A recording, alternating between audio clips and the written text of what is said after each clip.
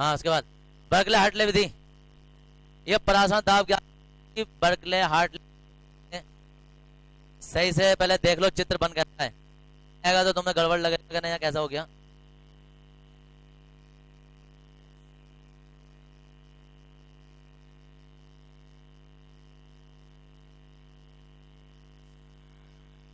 इसमें देखो पहले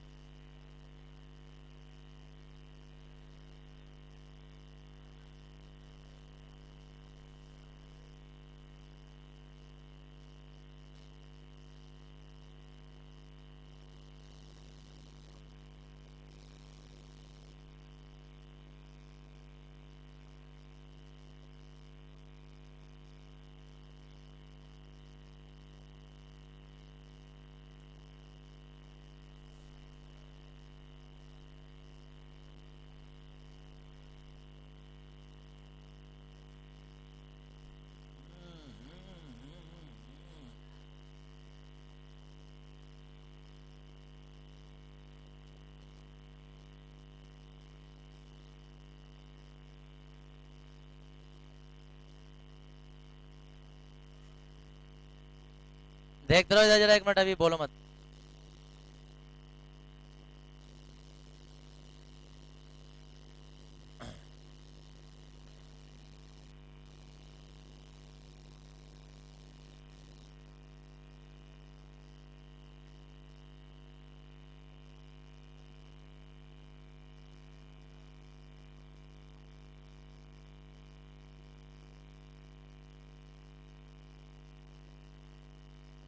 इसमें क्या होता है अब देख भी लो जरा।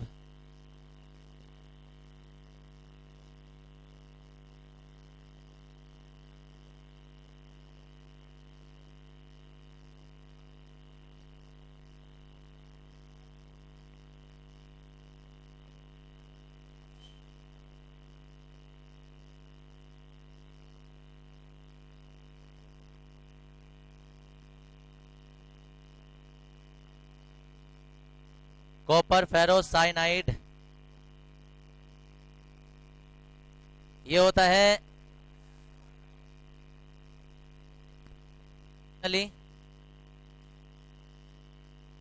ये होता है कीप, ये है पिस्टन, ये है दाब मापी, दाब मापी, ये है बिलियन,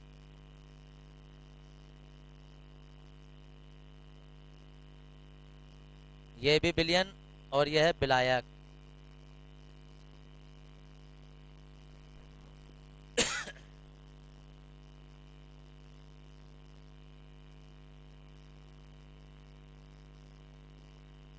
बर्कले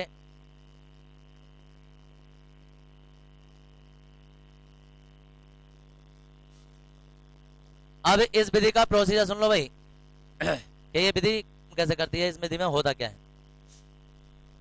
सुन लो सही से।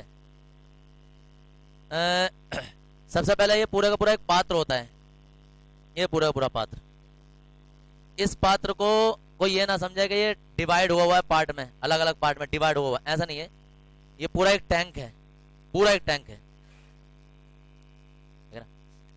अब उस पूरे एक टैंक में तुम ऐसा समझो जैसे हमारे पास ये मार्कर है, अगर किसी ने मार्कर को इसे ध्यान देखा हो तो इसके अंदर जब हम इसे खोलते हैं तो वो इसका रिफिल से निकलता है जिसमें इंक रुकती होती है, समझ रहे हो, तो वो चाहो तो अंदर घूम सकती है। तो ये पूरा का पूरा ना, ये पूरा पात्र समझ लेना, और इसके अंदर जो रिफिल पड़ा हुआ है ना वो ये है, ये ये है वो रिफिल। यानी कि ये जो है ना ये अंदर इधर उधर घूम सकता है। अब अंदर मतलब इसके अंदर डाल दिया गया, एक टैंक के अंदर ये चीज डाल दी गई है। ये इधर इसके जैसे छिद्र दिखाई दे रहे हैं ना, इसके आगे भी है पीछे भी चारों ओर छिद्र होते हैं। तो ये है क्या, हमारे पास एक पूरा पात्र होता है, इसमें एक धातु का एक पात्र होता है और पात्र के भीतर इसके दो भाग हो जाते हैं। एक भाग में तो पूरे का पूरा बिलियन भरा हुआ है और अंदर से हमने एक दूसरा पात्र डाला होता है, छिद्रित पात्र होता है। ये सरंध्र नली कहते हैं इसे हम। सरंध्र नली ना तुम ऐसा समझ लो जैसे कि हम इसी मार्कर में हम छिद्र कर दें और छिद्र करके ना इस पर अर्ध पार्क में झिल्ली लपेट देते हैं। जैसे किसी ने कभी बोरिंग करते हुए देखा हो नल का, तो लास्ट वाले पाइप पर क्या होता है, छिद्र होते हैं, छिद्र में वो जाली लपेट देते हैं, समझ रहे हो। तो ऐसे इसमें छिद्र है और छिद्र पे हमने वो जाली के बजाय अर्ध पार्क झिल्ली लपेट दी। इससे फायदा क्या होगा, इससे फायदा ये होगा कि ये ब्लैक कण हो तो इसमें से निकल सकते हैं, बिलियन के इसमें को नहीं आ सकते। मतलब ये तो इधर जा सकते हैं, ये इसमें नहीं आ सकते। समझ में आ रहा है। अब इसके भाग में क्या होता है कि इसके मध्य वाले भाग में विलायक भरा होता है और बाकी इसके चारों ओर जो है वो बिलियन भरा होता है। अब हमें परावर्तन दाब ज्ञात करना है।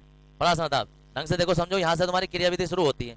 ये तो हमने बता दिया कि पूरा एक पात्र होता है जिसमें बिलियन भरा होता है। इसके मध्य भाग में एक सरंध्र नली पड़ी होती है जिस पर अर्ध पार्क में झिल्ली लिपटी होती है और इसमें विलायक भरा होता है। यहाँ तक तो हो गया। इसके एक सिरे पर केस नली लगी होती है और दूसरे सिरे पर कीप या फनल वगैरह लगा होता है जिससे विलायक भरा जाता है। अब जैसे हम इसमें वहां से कीप से इसमें जल डालना शुरू करते हैं, यहाँ जल डालना शुरू करते हैं। अब सोचो जल जो है उसमें 10 लीटर आ गया, इसके अंदर 10 लीटर जल आ गया। बाकी बिलियन तो कोई और चीज का था, NaCl का किसी का था बिलियन, तो इसमें 10 लीटर जल आ गया। अब जैसे इसमें जल आता है तो इन छिद्रों से जल के अणु जो ना वो इधर की ओर उधर की ओर चारों ओर से निकलने स्टार्ट हो जाते हैं।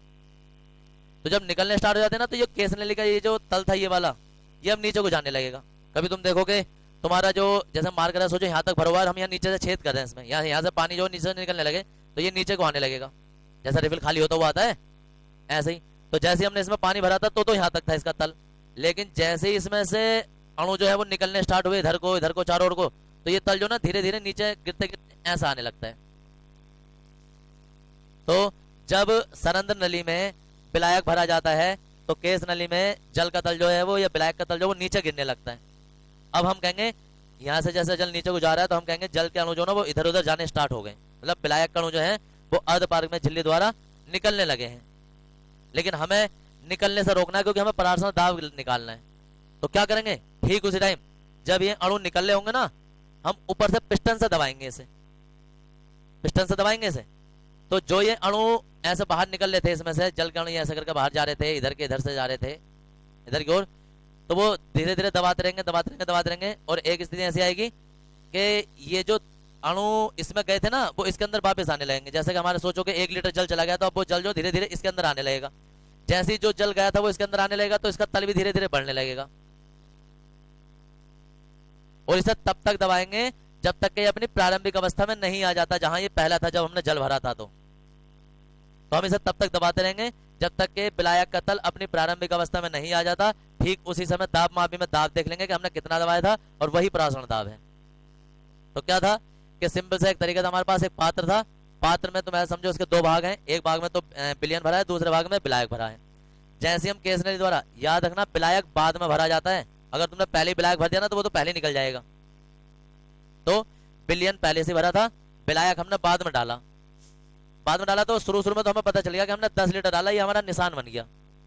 लेकिन जब आधे घंटे बाद 1 घंटे बाद जब हम देखते हैं ना तो बूंद बूंद करके इसमें कुछ जा रहा होगा, हमें दिखाई थोड़ा ना देगा, वो जा रहा होगा तो हमें दिखाई कहाँ देता है, यहाँ से कि ये तल धीरे धीरे नीचे आता रहेगा। हम कहेंगे भाई पानी तो हमारा लीकेज हो रहा है अंदर ही अंदर, क्योंकि अर्ध पार्क में झिल्ली से अणु जो वो जा रहे होंगे, तल नीचे आ रहा है। अभी हमने परावर्तन दाब ज्ञात करना शुरू नहीं करा, जब हमने देखा यार तल नीचे आ गया तो अब लगाएंगे दाब। हमने दाब लगाना स्टार्ट करा तो जितने भी अणु इधर की ओर आए थे ये वापस अब अर्ध पार्क में झिल्ली में को इसमें को जाने लगेंगे, जान लेंगे। हम कब तक दबाएंगे, हम तब तक दबाएंगे जब तक हमारा पानी हमें वापस नहीं मिलेगा जहां तक हमने डाला था, तब तक दबाएंगे। तो जैसे हम इसे दबाएंगे तो इसमें पानी वापस भरने लगेगा, ये तल धीरे धीरे उठने लगेगा। एक स्थिति ऐसी आएगी कि ये जहां था वहीं पहुंच जाएगा। और अगर तुमने इससे ज्यादा और कर दिया तो क्या क्रिया हो जाएगी, इससे हमने और ज्यादा दबा दिया तो फिर विपरीत परावर्तन हो जाएगा। वो कल वाली दूसरी विधि थी। तो हमें कितना करना था भाई, हमें तो उतना ही दे दो जितना हमारा था, हमें ज्यादा नहीं दबाना है। तो जैसे ही अपने प्रारंभिक अवस्था में आएगा उसी समय हम दाब मापी में देख लेंगे कितना दाब है, 5 पास्कल, 10 पास्कल, 20 पास्कल, जो भी होगा वो दाब देख लेंगे और वही परासरण दाब है।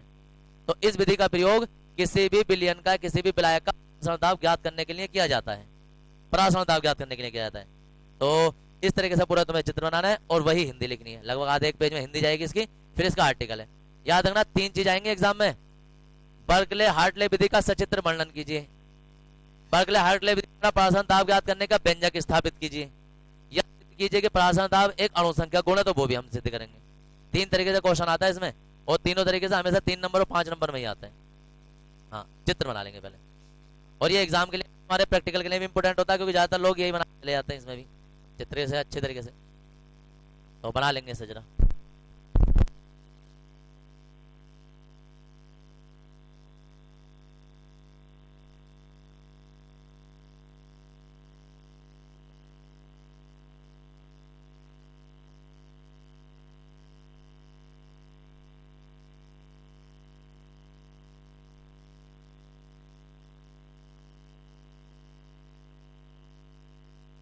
इसमें जरा लेंगे, इसमें धातु का एक पात्र होता है, इसमें धातु का एक पात्र होता है। हाँ,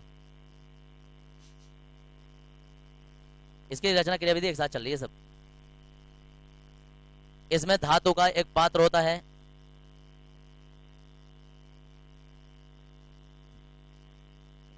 जिसमें विलयन भरा होता है, जिसमें विलयन भरा होता है,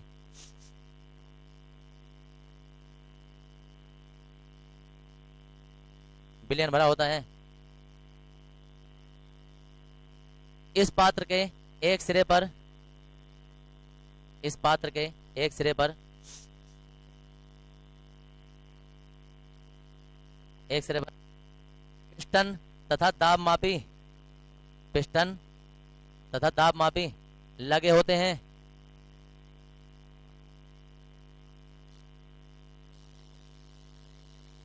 पिस्टन अब लगे होते हैं।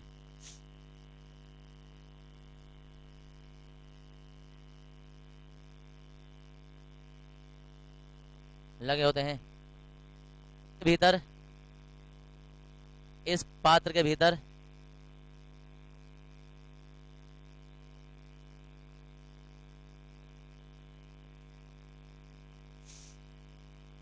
भीतर छिद्रित सरंध्र नली, छिद्रित सरंध्र नली लगी होती है। सरंध्र नली लगी होती है,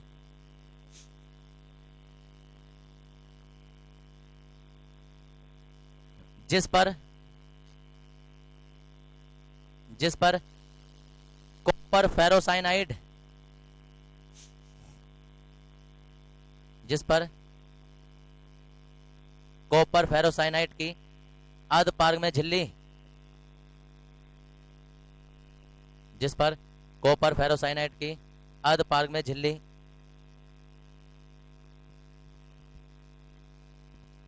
लगी होती है।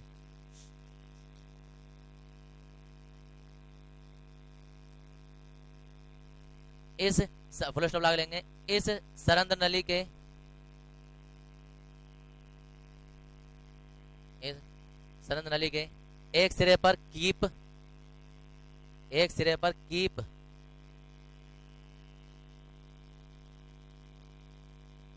कीप तथा दूसरे सिरे पर केस नली लगी होती है।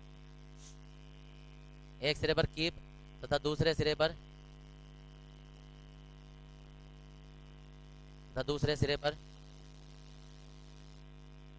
केस नली लगी होती है।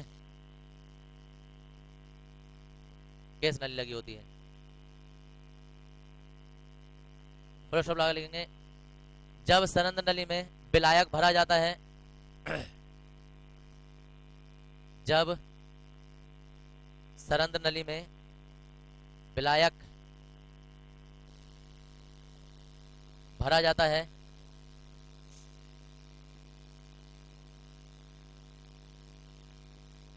विलायक भरा जाता है, ब्लैक भरा जाता है। तो कुछ समय पश्चात, कुछ समय पश्चात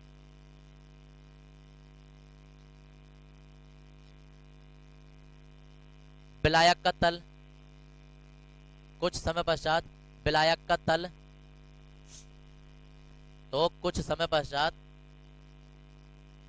विलायक का तल गैस नली में, विलायक का तल गैस नली में, विलायक का तल गैस नली में नीचे गिरने लगता है। विलायक का तल गैस नली में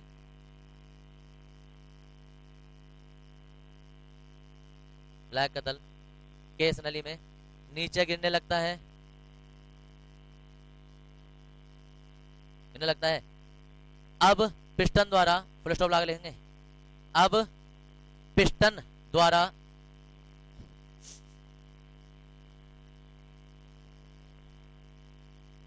अब पिस्टन द्वारा विलयन पर दाब आरोपित किया जाता है। दाब आरोपित ऐसा लिखना। अब पिस्टन द्वारा विलयन पर दाब आरोपित तब तक किया जाता है, तब तक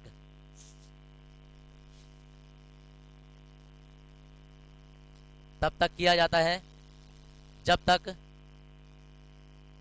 तब तक किया जाता है जब तक केस नली में, जब तक केस नली में विलायक का तल, केस नली में विलायक का तल, विलायक का तल अपनी प्रारंभिक अवस्था में, विलायक का तल अपनी प्रारंभिक अवस्था में, अपनी प्रारंभिक अवस्था में नहीं लौट आता है।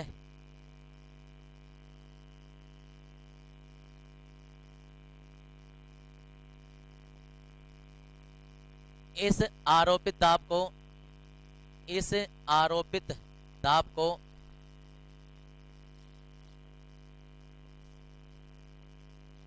इस आरोपित दाब को दाब मापी द्वारा माप लेते हैं। इस आरोपित दाब को दाब मापी द्वारा माप लेते हैं, माप लेते हैं। यही परासरण दाब है, यही परासरण दाब है।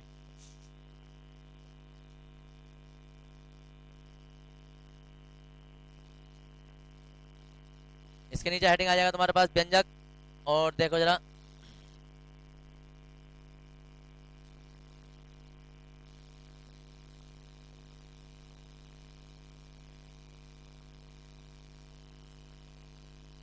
परासरण दाब ज्ञात करने के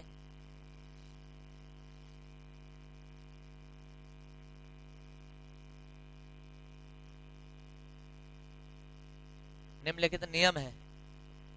और नियम नंबर 1, नियम नंबर 1 में है वायल वांट हाफ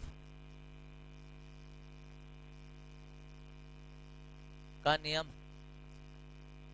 तुम्हें याद होगा फर्स्ट में तुमने आदर्श गैस समीकरण की थी, याद है? किन नियमों से मिलकर होती है? हाँ, 3 नियम थे, वायल का नियम, चार्ल्स का नियम और एवोगैड्रो का नियम। इसमें ना वान हाफ ने इसमें थोड़ा सा संशोधन किया था और वही नियम बना दिए। मतलब वो गैसों के लिए थे, ये बिलियनों के लिए आ जाते हैं। तो वान हाफ ने वायल के नियम में थोड़ा सा संशोधन करके एक नियम बना दिया, तो वो वायल वान हाफ नियम कहलाया। फिर ऐसे चार्ल्स के नियम में संशोधन करके वो चार्ल्स वान हाफ नियम कहलाता है। फिर एवोगैड्रो के नियम में किया तो वो एवोगैड्रो वान हाफ नियम कहलाता है। ऐसे तीनों नियमों को मिलाकर एक समीकरण बनेगी, जिससे वो जो बनती है वो आदर्श गैस समीकरण होती है, ये परासरण दाब की समीकरण कहलाएगी। तो बस वही तीनों लिख रहे हैं हम। तो याद है किसी को कि वो उसमें दाब आप क्या होता था? नियत क्या होती थी?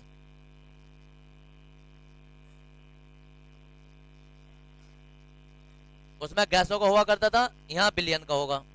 नियत दाब पर बिलियन का जैसा होता था ना गैस का दाब, गैस का दाब, तो ऐसे ही यहाँ होता था बिलियन का परासरण दाब, यहाँ दाब की जगह परासरण दाब आ जाएगा। परासरण दाब उसकी सांद्रता के, सांद्रता का मतलब आयतन ही होता है। उसमें पता है क्या था, उसमें जो हमारे पास दाब था वो आयतन के व्युत्क्रमानुपाती होता है, वायल का नियम। और जो दाब होता है वो ताप के अनुक्रमानुपाती होता है चार्ल्स के नियम में। और वो जो दाब आता है या जो आयतन होता है वो अनुक्रमानुपाती होता है एवोगैड्रो संख्या के। ऐसा करके वो नियम थे गैसों के लिए। अब हमारे पास यहाँ आयतन की जगह ना सांद्रता बन जाती है, तो क्या हो जाएगा, वो जब हमने परासरण दाब लिखा था, परासरण दाब की परिभाषा अभी पिछले लेक्चर में, तो लिखा था इसे किस चीज से दर्शाते हैं। तो उसमें जो जगह खाली हो ना या नहीं हो तो ऊपर भी लिखना, परासरण दाब को पाई से या पी से दर्शाते हैं। फिर कट करते हैं, या अभी अभी तुमने सुनो उधर, अभी अभी तुमने लिखा है यही कि यही परासरण दाब है बर्कले-हार्टले विधि में, इसे पाई से या पी से प्रदर्शित करते हैं, यही लिख दो, कहीं भी लिख दो, जानकारी के लिए लिखना था बस।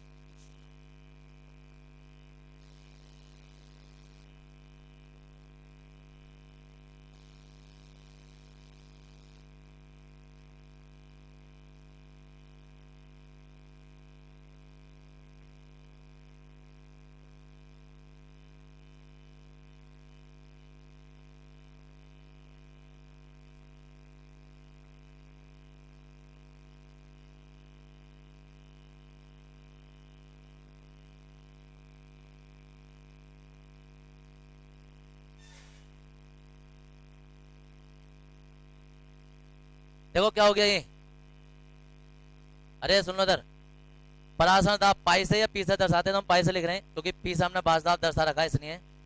तो हम कहेंगे पाई जो है वो सांद्रता के अनुक्रमानुपाती होता है। ये वान ठाफ ने वायल के नियम में संशोधन किया था थोड़ा सा।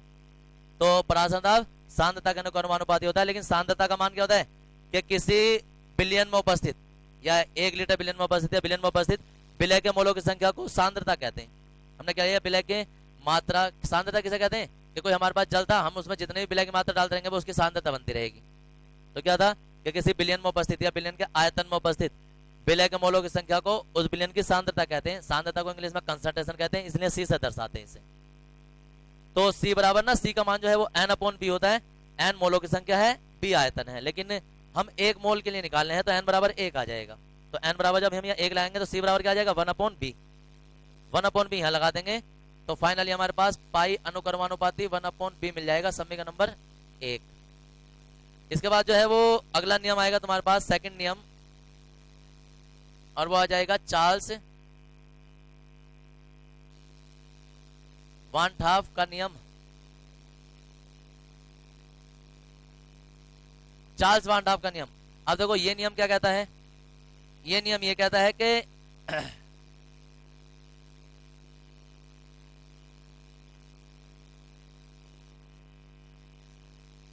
नियत आयतन पर या सांद्रता पर, नियत सांद्रता पर परासरण दाब, नियत आयतन लिख दो, नियत आयतन पर परासरण दाब उसके ताप के समानुपाती अनुक्रमानुपाती एक ही बात होती है, समानुपाती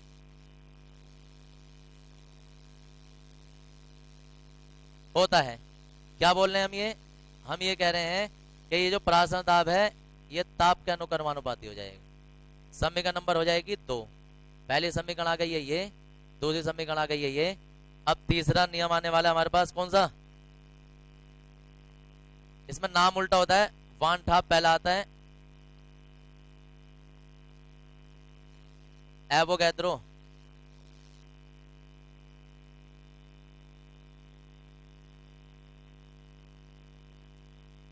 का नियम। याद है किसी को, जो परासरण दाब होगा वो मोलों की संख्या का अनुक्रमानुपाती होता है। परासरण दाब मोलों की संख्या का अनुक्रमानुपाती, लेकिन कब, 2 समान मोलर सांद्रता वाले बिलियन होने चाहिए, मतलब 2 ऐसे बिलियन होने चाहिए जिनमें ताप भी समान हो आयतन भी समान हो। तो हम कहेंगे कि नियत लिख दो या समान लिख दो, एक ही बात है। नियत ताप तथा आयतन वाले दो समान सांद्रता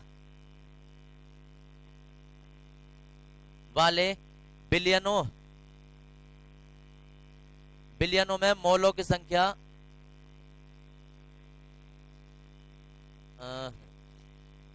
में परासरण दाब मोलों की संख्या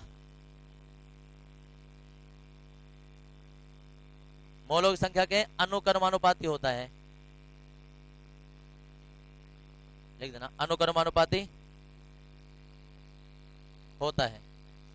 और अगर जो तुम्हें इतनी लंबी लाइन याद न रहे तो हम कहेंगे नियत ताप और आयतन पर बिलियन का परासरण दाब मोलों की संख्या के अनुक्रमानुपाती है। कुल मिलाकर तुम्हें पता तो है कि ये इसी के अनुक्रमानुपाती दिखाना है हमें।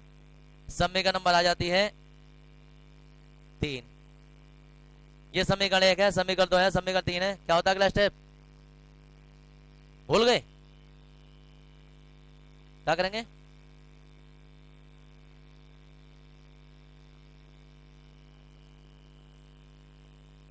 समीकरण 1,2 व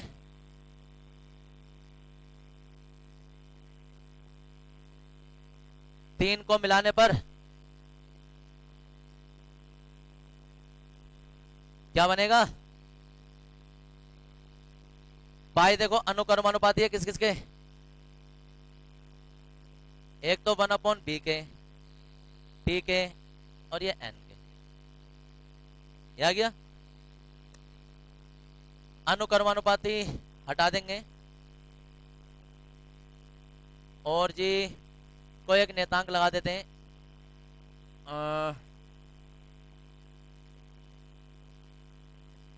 क्या लगा देंगे? चलो अभी लगा देंगे। अरे देखो इधर, अरे लग जाएगा, अभी रुक जाओ जरा। इससे n, अरे सुनो उधर, ये n को इसके साथ लिख देते हैं, n/b और t। क्या लगाते हैं नियतांक? सीख लगाएंगे। अरे समीकरण थोड़ा ना बदलने हैं, समीकरण तो हमारी वही है। वो समीकरण पूछ रहा हूँ क्या नियतांक लगाते हैं उसमें? r। यार सी ढूंढ लेंगे, अनुक्रमानुपाती हटा देंगे, r लगा देंगे। और यहां देखो उधर ये n/b बन गया और ये t बन गया। अब चूंकि सुनो उधर, वहां गैस स्थिरांक होता था, यहां बिलियन स्थिरांक कहलाएगा, होगा r ही, और मान भी इसका वही होता है जो वहां होता है। अब पाई जो है हमारे पास ये था और ये था, तीनों को हमने मिला दिया। लेकिन एक फॉर्मूला हमने यहाँ लिखा था c बराबर n/b। यहाँ तो n का मान हमने 1 मोल ले लिया था, लेकिन हमारे पास मोल हमें दोबारा मिल गए। तो अगर कहीं मोल बटे आयतन हमें मिल जाए तो क्या बन जाएगा वो? तो वापिस c बन जाता है वो। तो ये RCT हो जाएगा, या पाई बराबर CRT या b की तिरछी गुणा कर देंगे यहां से, तो क्या मिल जाएगा? पाई b बराबर nRT। दिख रहा है? ये b के हमने यहां से मान निकाल के यहां से निकाल दिया। ये भी समीकरण होती है, ये भी समीकरण होती है। अभी एक और रूप आने वाला है इसका, ये भी होती है। लेकिन उससे पहले ना एक जिक्र कर दो, तुम भूल जाओगे। जहां नियतांक है जिसे क्या कहते हैं? जिसे बिलियन स्थिरांक कहते हैं, वहां क्या कहते थे? गैस नियतांक या गैस स्थिरांक। और यहां कहते हैं बिलियन स्थिरांक, क्योंकि यहां गैस का कोई रोल है नहीं। इसके मान अभी बहुत सारे होते हैं, ऐसे कि जिसमें 8 तो 1 भी होता है, 8.314 भी होता है, ये जूल में होता है, ये लीटर एटीएम में होता है। ये मान इसके अलग अलग लिखवाए जाएंगे, वो तब लिख रहे हैं। अभी बिलियन स्थिरांक कहते हैं। अब यहां तक तो होती है, यही हमारे पास यही परासरण दाब की समीकरण है। क्लियर हो गया यहां तक? यही परासरण दाब की समीकरण, यहां तक परासरण दाब खत्म हो जाता है। लेकिन एक स्टेप सुन लो, एक मिनट, एक स्टेप वो बढ़ा देते हैं। और वो बढ़ा क्या देते हैं? वो ये कहते हैं कि सिद्ध कीजिए परासरण दाब एक अणुसंख्यक गुण है, अणुसंख्यक गुण है। तो हमें ये पाई जो है किसी ना किसी सूरत से W के बराबर या मोल प्रभाज के बराबर हमें दिखाना होता है कहीं ना कहीं जाके। तो हम फिर वही आ जाएंगे यहां से कि चूंकि तुम लिखो यहां से, क्योंकि पाई बी बराबर एन आर टी है।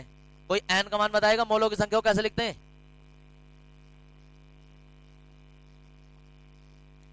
एन डब्ल्यू बटे एम, भार बटे अणुभार, और आर टी। तो बस एक लाइन यहां ऐड और करनी होती है। देखो ये भी सब नीचे ले जाएंगे हम, तो पाई बराबर जो है डब्ल्यू आर टी, या ऐसा मत लिखो, तुम ऐसे लिखो कि पाई तो ऐसे रहेगा, हमें मतलब है सिर्फ डब्ल्यू से, तो डब्ल्यू तो ऊपर रहेगा और एम इंटू बी अलग रहेगा, आर और टी अलग रहेगा ऐसे।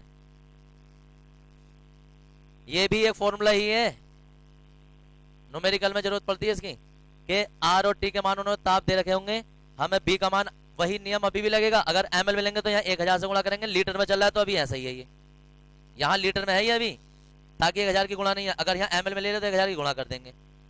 अब सुनो काम की बात, ये भी नियतांक मान लेंगे, ये भी नियतांक मान लेंगे, ये और ये सब नियतांक मान लेंगे, तो पाई जो है वो अनुक्रमानुपाती आ जाए किसके? डब्ल्यू के। और डब्ल्यू क्या होती है? विलय की मात्रा। तो हम कहेंगे अतः परासरण दाब विलय की मात्रा पर निर्भर करता है, और यह एक अणुसंख्यक गुण है। तो ये वाली बात तब बतानी है जब वो तुमसे ये कहे कि सिद्ध कीजिए परासरण दाब एक अणुसंख्यक गुण है, तो ये करना है। वरना ज्यादातर क्वेश्चन यही पूछ लेते हैं कि परासरण दाब की परकले हरकले विधि का वर्णन कीजिए और इसकी परासरण दाब की समीकरण स्थापित कीजिए, तो वो ये है। हाँ, और अगर जो एक स्टेप और जोड़ दिया उसने कि सिद्ध कीजिए परासरण दाब एक अणुसंख्यक गुण है, तो ये है। अब ध्यान से देखो जरा कि अणुसंख्यक गुण हमारे पास कितने हो गए इस चैप्टर में। चैप्टर तुम्हारा खत्म है, बस एक छोटा टॉपिक और बचा है, चैप्टर खत्म हो गया। अब बताओ अणुसंख्यक गुण कितने हो गए हमारे? कितने? 3? भूल गए? कौन सी दुनिया था? 4 गुण है। एक तो है बाजदाम में अपेक्षित अवनमन, बहुअणुसंख्यक गुण दिखाया था। क्वथनांक में उन्नयन, बहुअणुसंख्यक गुण नमन, बहुअणुसंख्यक गुण था, और एक परासरण दाब। ये चारों मैंने टेबल में पूरी इसकी। तो यहां तक तुम्हें लिखना है। यहां एक लाइन जो कई बार तुमने लिख रखी है क्या, कि अतः परासरण दाब विलय की मात्रा निर्भर करता है, अतः यह एक अणुसंख्यक गुण है। पूरी समीकरण ऐसे उतार लेंगे, और ये लाइन में लिख रहा हूं। हम कहेंगे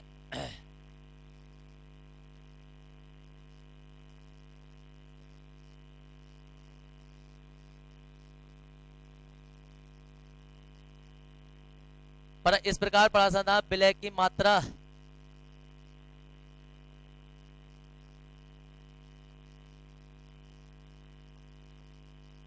पर निर्भर करता है,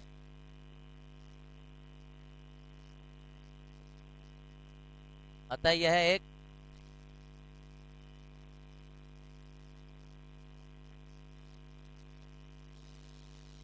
अणुसंख्यक गुण है। लो ये परासरण दाब तुम्हारा यहाँ खत्म होता है।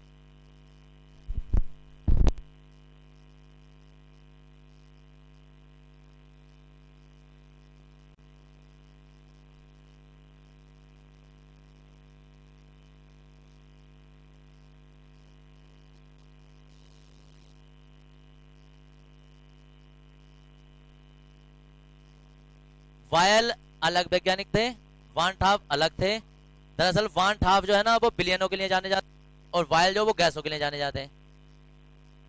दो वान ठाव एक ही नाम है, वायल अलग। तो वायल का जो नियम है ओरिजिनल नियम वायल का ही है। वायल के नियम में इन्होंने थोड़ा सा संशोधन किया और अपना नियम बना दिया, लेकिन जब किसी संशोधन करते तो वो उसका नहीं होता है, थोड़ा सा उसका भी रहता है। वायल वान ठाव नियम आ गया, फिर चार्ल्स वान ठाव नियम आ गया, और वान ठाव एवोगैड्रो नियम आ गया। कोई कॉपीराइट नहीं आएगा, वो उसने कबूल कर लिया कि तुम्हारा साझा, इसलिए वो 50-50 हो जाता है, उसमें शेयरिंग हो जाती, शेयरिंग हो जाती है, शेयरिंग। हाँ सबके साथ। और एक नई समीकरण बना दी, ये थे के लिए, अब जो बनाई है ये बना दी इन्होंने बिलियनों के लिए। नियतांक वेतांक सब कुछ वही है। तुम्हें थोड़ा सा अजीब ऐसा लग रहा है ये पाई जो लिख दिया, वरना पी होता ना तो पी बी बराबर एनआरटी ही नजर आता। तुम्हें देखो जरा, पी बी बराबर एनआरटी जो आदर्श गैस समीकरण होती, तो वही आ जाता है। लास्ट में ये हमारे पास अणुसंख्यक गुण भी सिद्ध करना होता है, इतना हमें इसे करना है। कर लो इतना जरा।